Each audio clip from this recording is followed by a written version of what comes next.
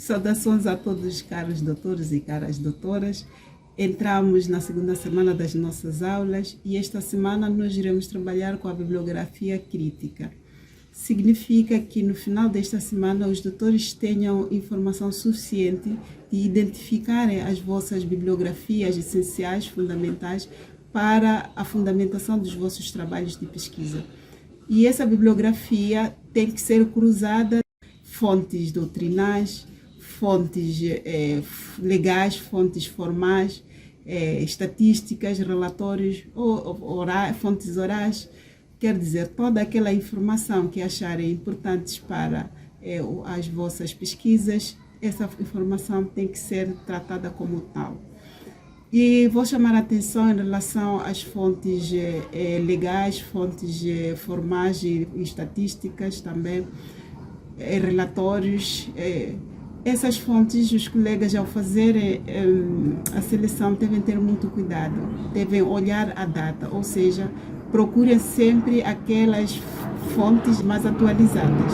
Se uma empresa lançou um relatório sobre o assunto, não sei, recursos humanos, etc., em 2002, veio a lançar em 2012, o mesmo relatório foi lançado em 2015 ou 2018, os colegas devem priorizar a última versão. Quer dizer que é uma versão mais atualizada. Agora, podem fazer, se calhar, a comparação, essa última versão atualizada com as versões anteriores, para verem em que terá melhorado, o que é que continua, etc. Né? Para a partir daí fazerem as vossas críticas.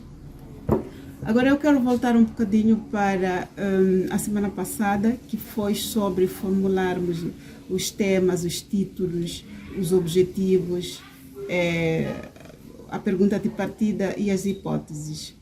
Bom, a primeira coisa que eu peço aos caros doutores é que, por favor, cada um veja os comentários que eu deixei no trabalho. Todo aquele que entregou o trabalho tem algum comentário, tem alguma sugestão, tem alguma observação. Então, levem em consideração esses comentários, porque no final nós vamos compilar todas essas pequenas partes que estamos a fazer, esses trabalhos intermédios, que vai servir como trabalho final. Portanto, é importante que esses trabalhos finais sejam melhorados do que as versões atuais, não é? Portanto, por isso que estou a chamar a atenção nessa questão aos caros doutores. A outra coisa que eu observei são os títulos. Quando vocês formulam os títulos, tem que ser títulos possíveis de pesquisar. Vocês sabem, nós estamos a trabalhar com ciências sociais. As ciências sociais trabalham com algo observável, com algo sensível. É por isso que nós não podemos conceber um objeto de estudo do futuro. Sempre os nossos objetos de estudo devem ser ou o passado ou o presente, nunca no futuro. Porque o futuro ainda é metafísico, nós não temos uma realidade lá, tá bom?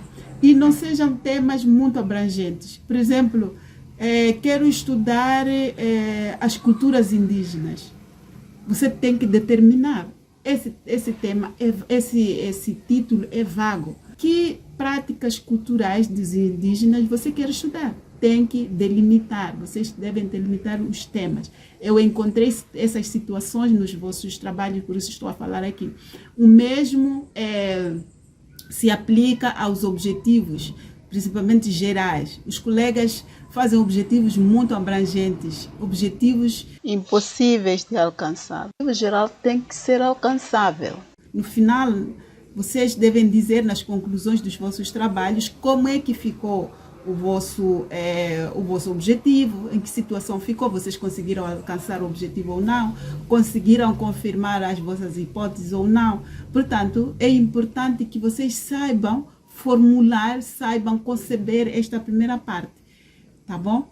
Pergunta de partida. A pergunta de partida tem certas características, não é qualquer pergunta serve. Eu encontrei, por exemplo, perguntas de partida falsas.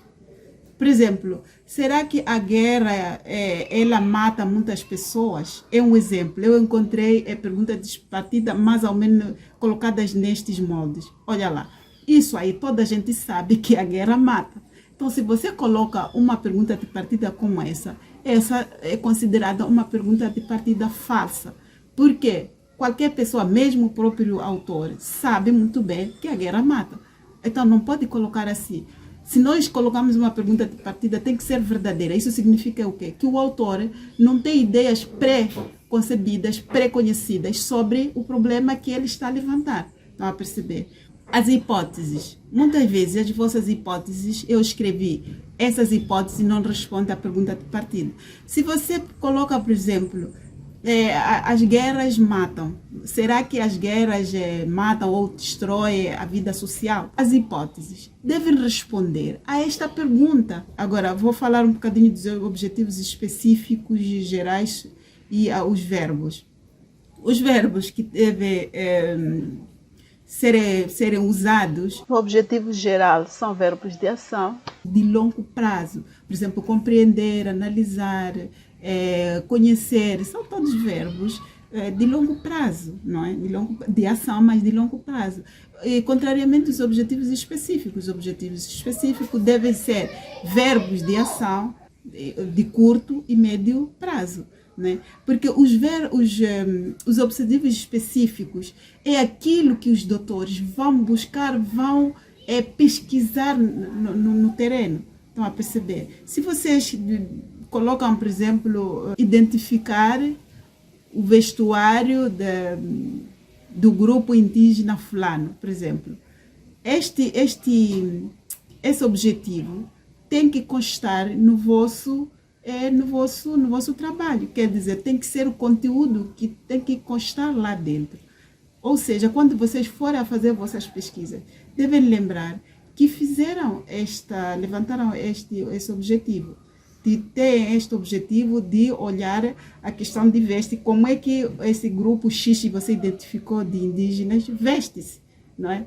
Portanto, é preciso ter muito cuidado com esta primeira parte, principalmente de como vocês formulam as perguntas de partida, que tem que ser perguntas pesquisáveis, perguntas concisas, perguntas claras, perguntas que têm a ver com a realidade, algo que vocês podem medir, algo que vocês podem manipular, algo que vocês podem ver, etc.